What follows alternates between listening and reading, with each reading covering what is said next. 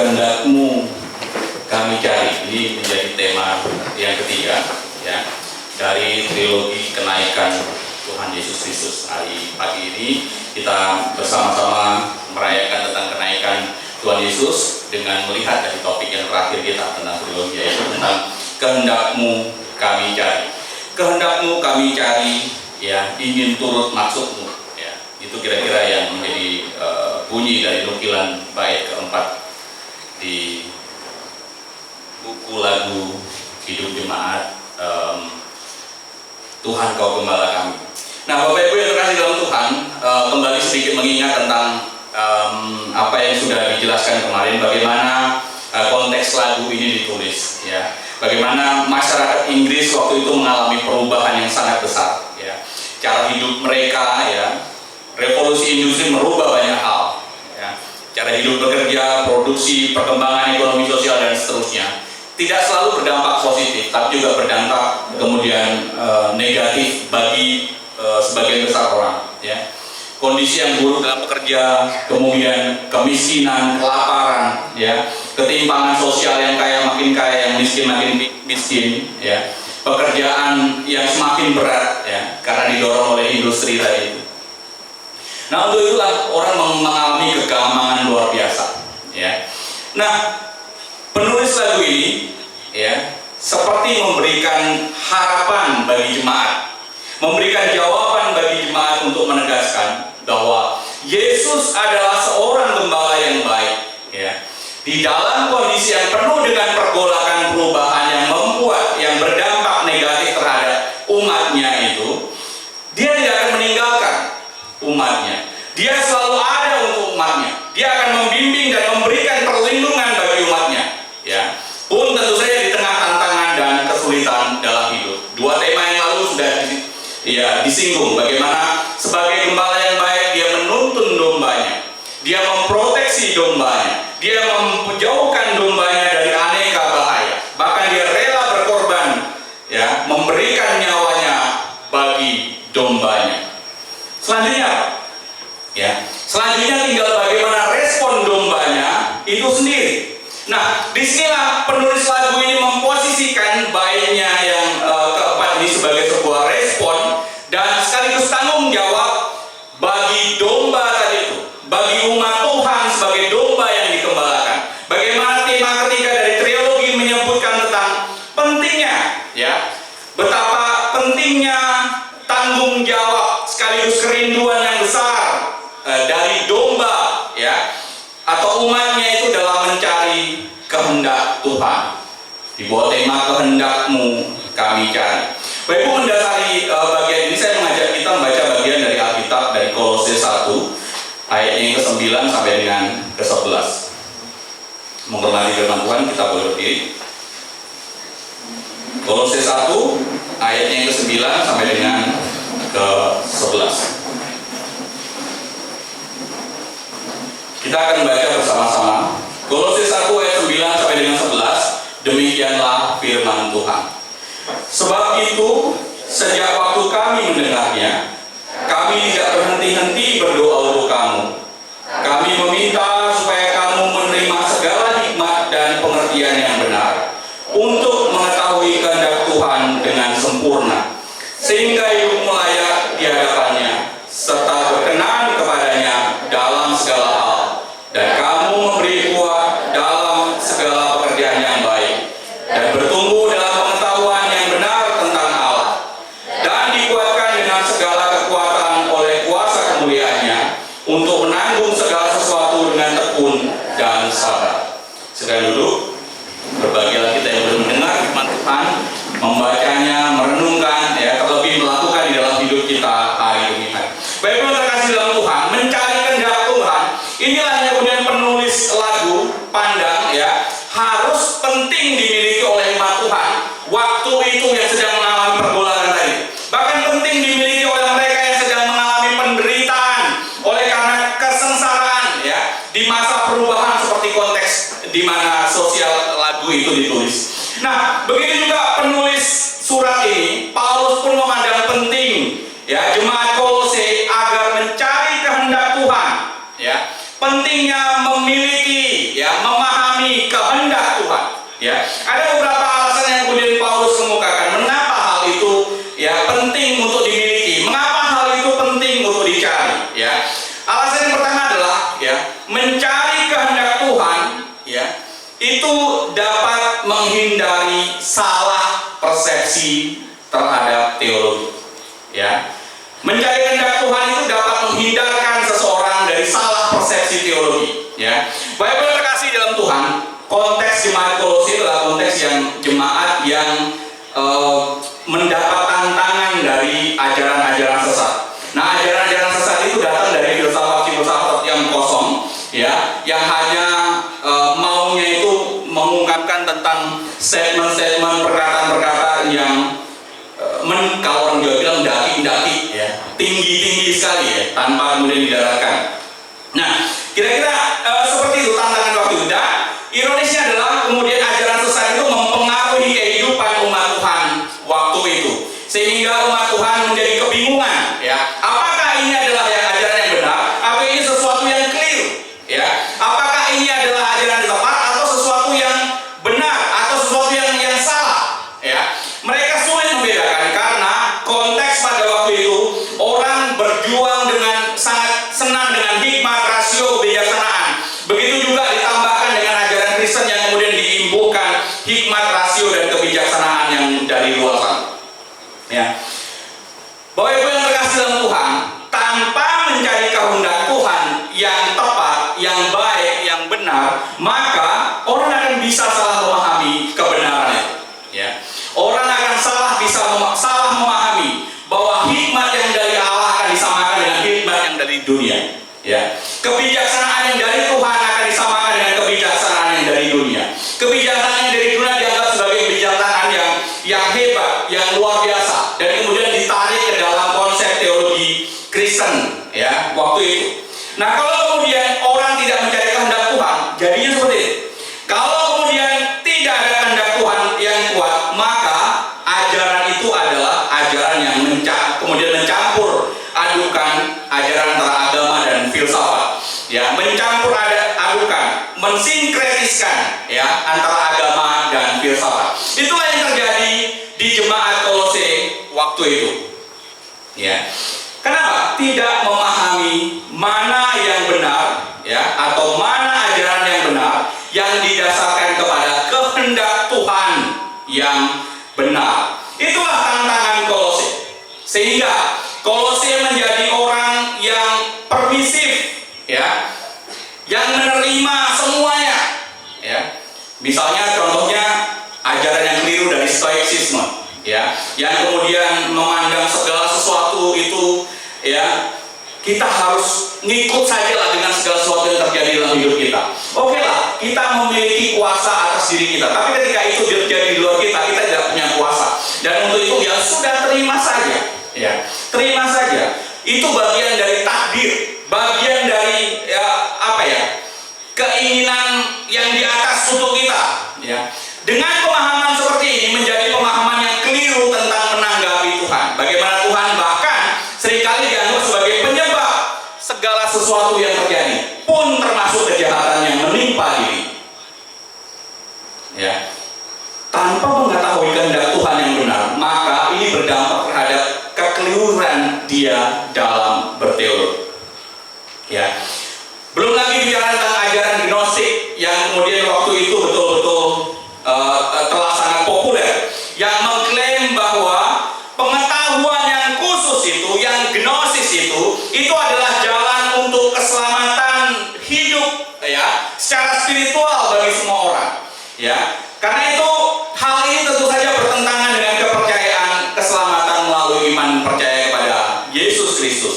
Dan dengan demikian, maka konsep tentang Allah itu menjadi campur aduk, campur baur. Ya, keselamatan bukan ada pada diri Yesus, tapi pada pengetahuanmu, ya, tentang gnosis tadi itu, tentang pengetahuan tadi itu. Ya, konsep gnosis tentu saja keliru. Ya, Allah disamakan atau tidak lebih besar daripada pengetahuan yang dimaksudkan. Allah tidak dipandang sebagai penyelamat, ya. Pengetahuan itulah yang menjadi juru selamat bagi manusia.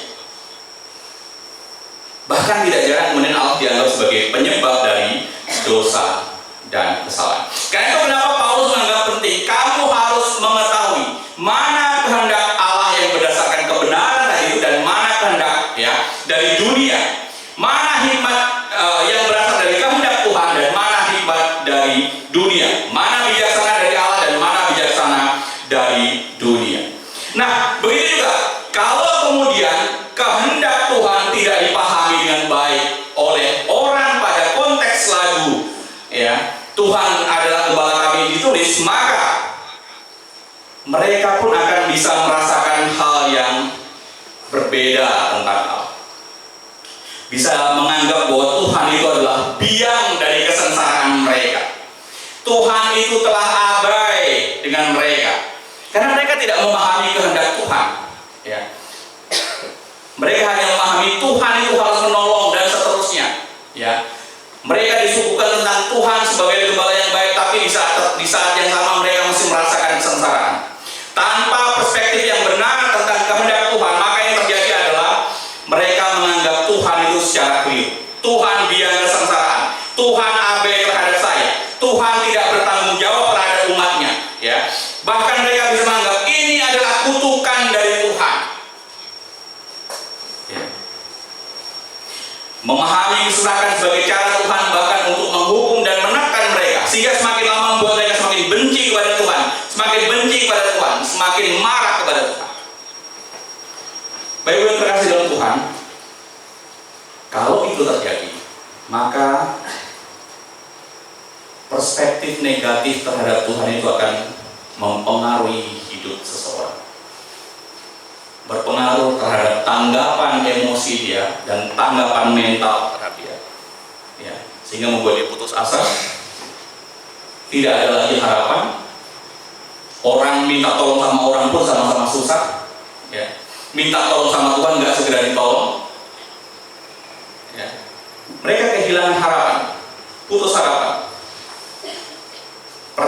Persepsi negatif tadi itu berdampak terhadap diri seseorang ya. Berdampak bahkan terhadap hubungan dia dengan Tuhan dan juga kemudian dengan orang lain, sehingga semakin lama dia menjadi orang yang kurang berempati pada orang ya.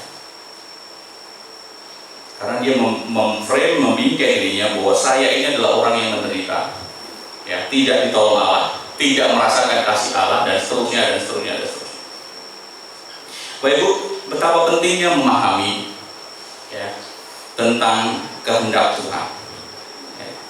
Betapa pentingnya memiliki dan mencari kehendak Tuhan. Karena dengan mencari dan memiliki kehendak Tuhan, kita tidak salah persepsi dalam teologi, tidak salah persepsi ya tentang Tuhan. Itu alasan yang pertama.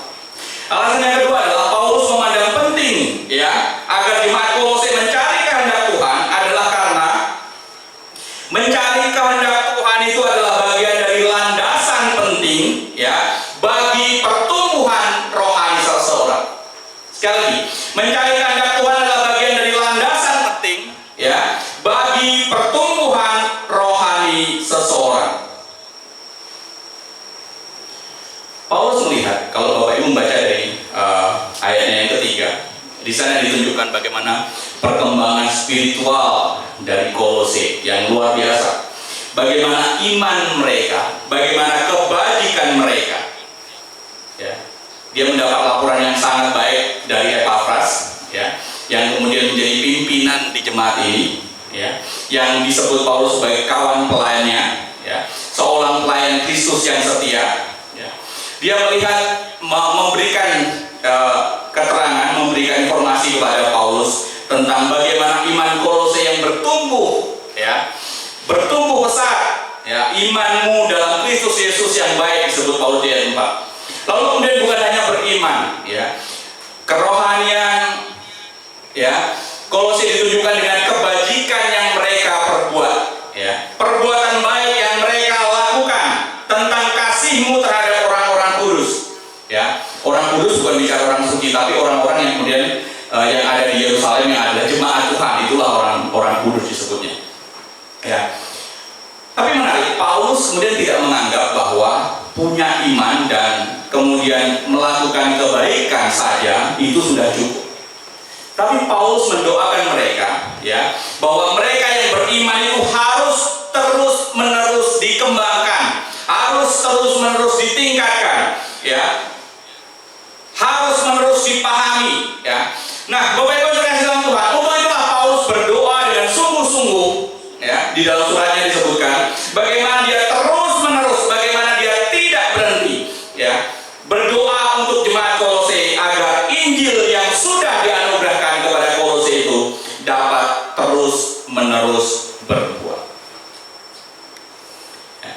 Karena itu bagi Paulus tidak hanya cukup kita menerima Injil dan bisa melakukan kebajikan saja, ya, tapi juga harus diikuti pengenalan yang mendalam tentang Tuhan, ya, tentang kehendak Tuhan.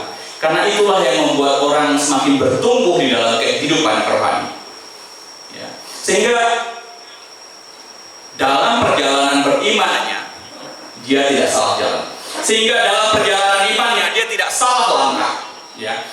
Yudle menyebutkan bahwa kehendak Allah adalah bahwa anak-anaknya itu mencerminkan karakternya setiap hari. Dengan mengenal Tuhan, dengan mencerminkan karakternya setiap hari, maka orang akan dituntun dalam perubahan yang sifatnya progresif, menanjak terus-menerus hari demi hari, hari demi hari, ya. Sehingga hal itu menimbulkan kehidupan yang dipandang layak oleh Tuhan di dalam diri orang-orang yang menjalankan tadi, di dalam diri orang-orang yang mengerti kehendak Tuhan tadi, yang mencari kehendak Tuhan tadi, ya. Hidup dengan cara yang layak berarti hidup yang berkenan dalam segala hal, dalam tindakan, dalam sikap, dalam karakter, yang kemudian mencerminkan nilai-nilai dan ajaran-ajaran yang Tuhan sudah gariskan. Yudle menambahkan, hidup yang layak adalah kesesuaian dengan kehendaknya dan kepatuhan kepadanya dalam segala aspek kehidupan, ya. Dengan demikian kerohanian seseorang, spiritualitas seseorang itu mengalami pertumbuhan yang signifikan, ya. Tidak itu saja, ya.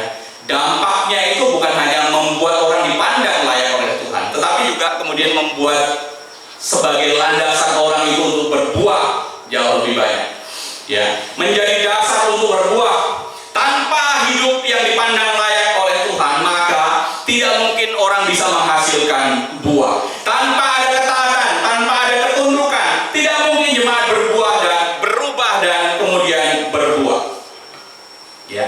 Hanya orang yang kemudian mencoba, belajar, jatuh lagi, mencoba, belajar dan jatuh lagi, menghidupi dirinya sebagai supaya dipandang layak oleh Tuhan, ya, hidup yang layak kepada Tuhan, maka jemaat akan ya mengalami berubah dan berbuah tadi. Baik, dari sini kita lihat pertumbuhan rohani itu bukan sesuatu yang instan.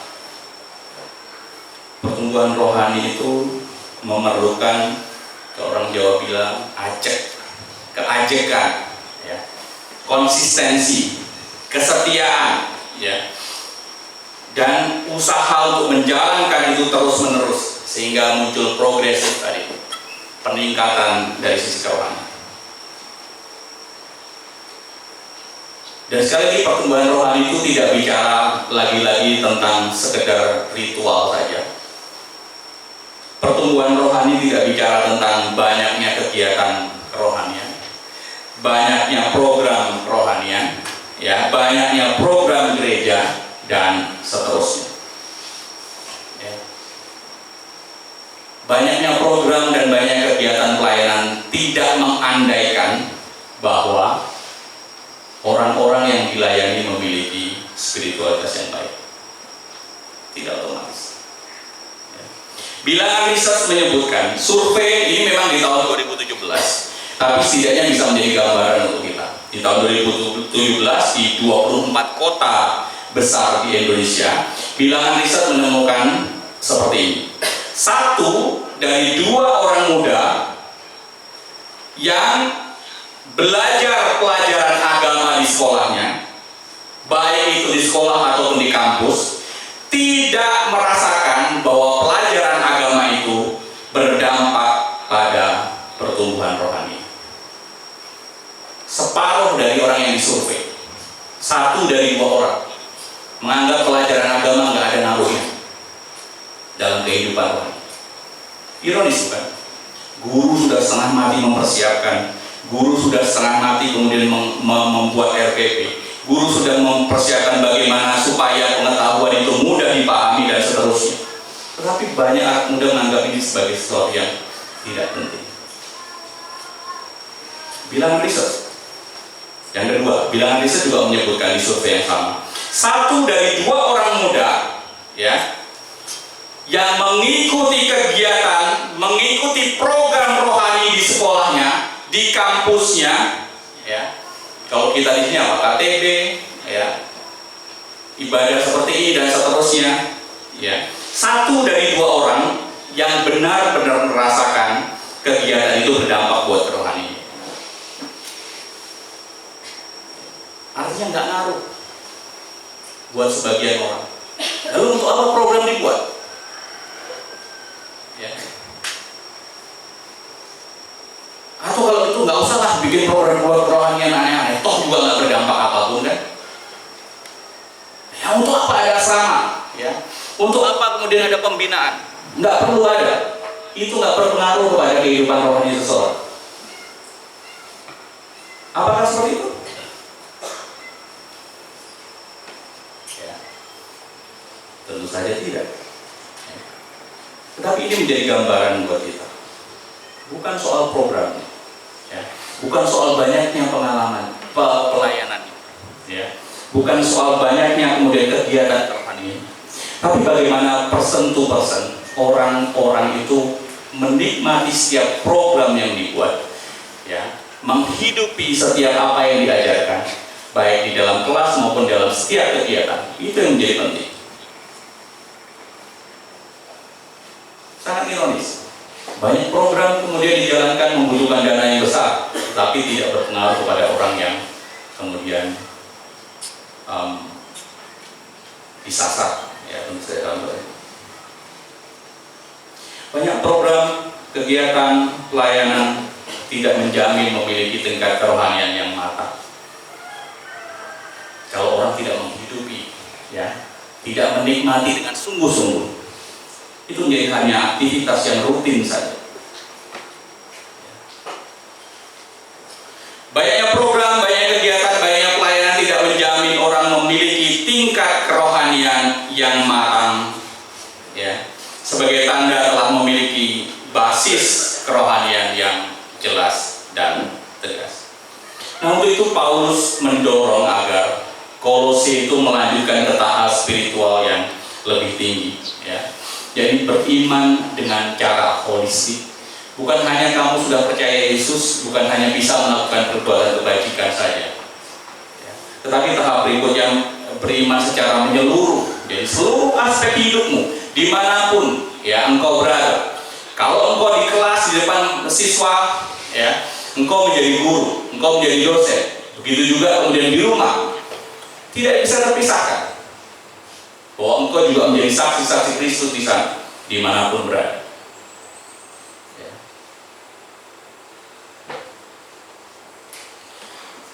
Karena itu pemahaman yang mendalam tentang kehendak Tuhan itu akan menjadi landasan bagi pengenalan Tuhan yang lebih lanjut.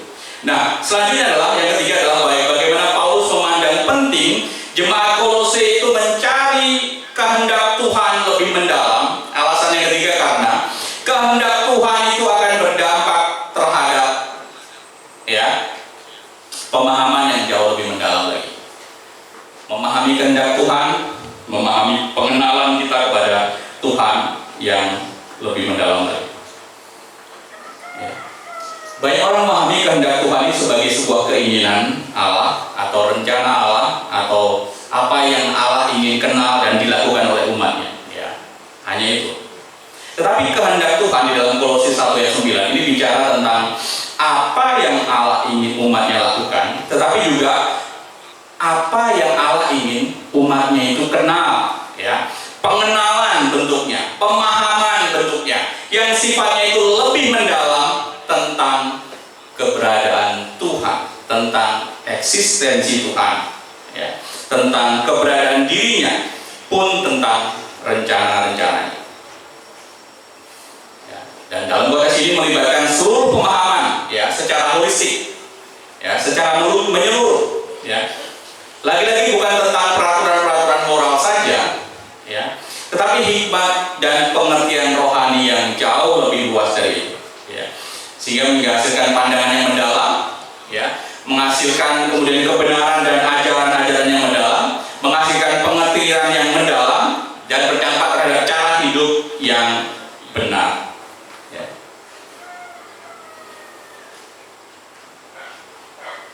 Putri menyebutkan bahwa pengetahuan kehendak Allah ini bicara tentang seperangkat kebenaran yang kemudian dipercaya oleh orang dan orang menerima dan kemudian menghidupi.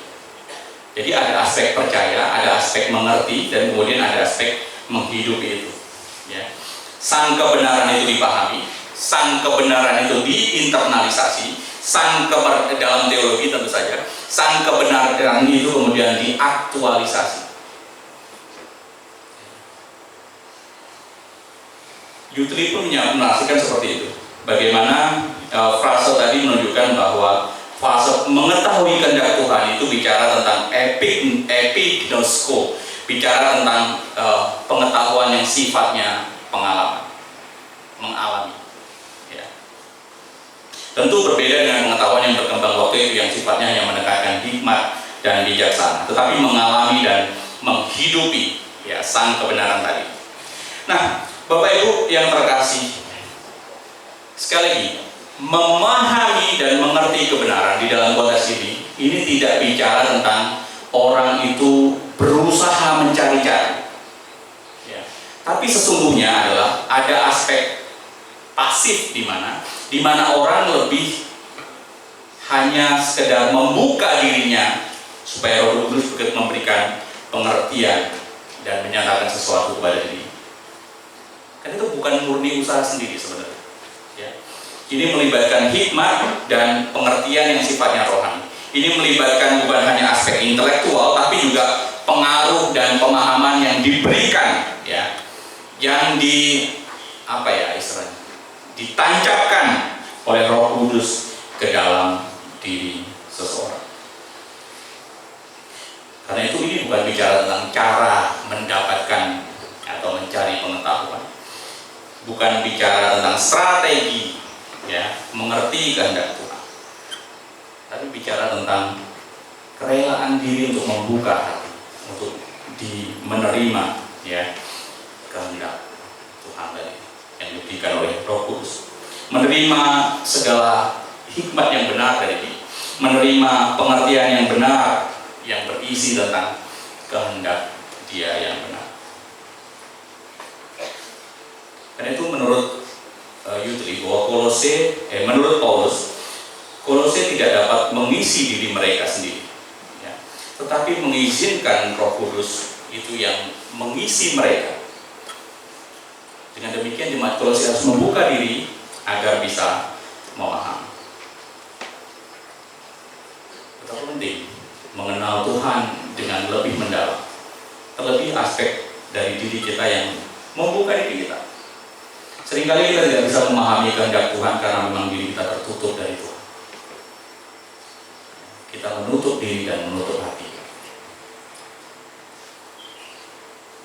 Mengapa kita perlu mengenal kehendak Tuhan? Ya. Kenapa kita perlu membuka diri bagi Tuhan menyatakan kehendaknya dalam hidup kita? Karena kehendak Tuhan itu akan menjadi panduan yang sempurna untuk hidup kita.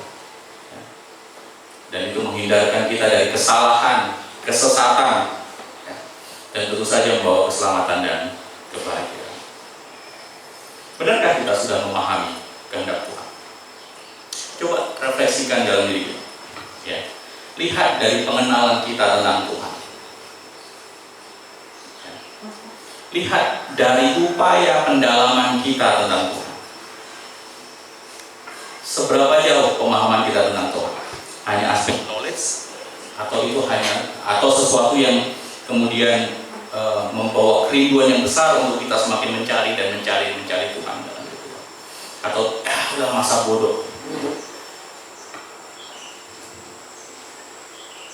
Tapi bukan hanya dari aspek pengetahuan, tapi juga bagaimana pengaruh teologi tadi, ya, terhadap kehidupan seseorang dan bagaimana relasi di dalam kepada Tuhan dan sesama yang dipengaruhi oleh pengetahuan kehendak Tuhan. Dan untuk ini Kristus sudah memberikan teladan yang sempurna untuk kita di dalam kenaikan. Lihat bagaimana Kristus memiliki pengenalan yang sempurna akan kehendak Sang Bapa. Dia mengenal kehendak Bapa dan rela menjalankannya dengan ikhlas dan sempurna. Kehendak Bapa menyelamatkan umat manusia yang berdosa. Dan itu harus melalui kematian Kristus, melalui kebangkitannya, bukan perkara mudah. Ya, untuk itu dia harus bergumul di taman, ya, Getsemani dengan pergumulan yang besar dan yang keras, sehingga sampai ada bulir-bulir darah seperti darah keluar dari diri. Tetapi melalui kenaikannya, Yesus sudah menyelesaikan tugasnya. Ya. Untuk apa? Memenuhi kehendak Bapa. Kehendak Bapa yang mana? Kehendak Bapa yang sempurna, yang mau memberikan keselamatan bagi umat manusia. Dan itu sudah digenapi dan dijalankan melalui Yesus Kristus yang memahami betul kehendak Bapanya.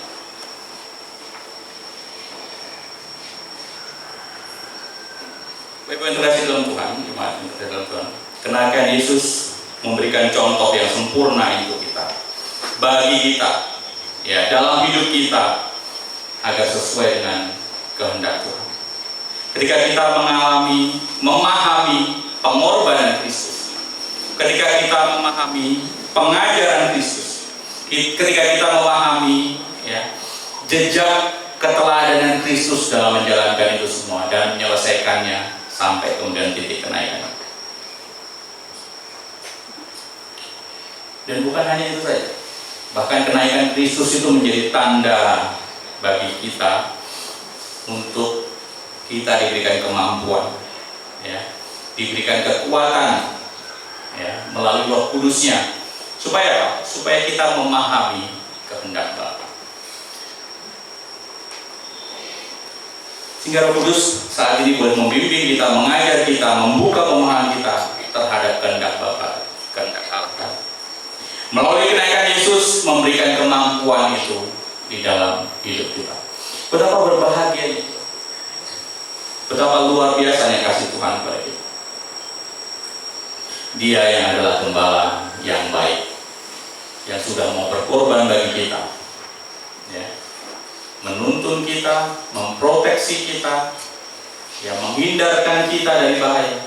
Sekarang tinggal kita meresponi bagaimana kita mengerti kehendak Bapa. Tapi jangan lupa, upaya mengerti kehendak Bapa pun tidak datang dari kita. Ya, kemampuan diberikan oleh Tuhan melalui Roh Kudus-Nya. Anugerah sudah ditetapkan kepada kita melalui pemilihan Tuhan terhadap kita. Lalu apa jasa kita untuk mengetahui kehendak Tuhan? Sebenarnya tidak ada. Karena itu maka mari buka hati, ya, buka diri kita untuk lebih mengenal kehendak Tuhan. Ya. Kiranya Tuhan menolong, Tuhan mungkin dan boleh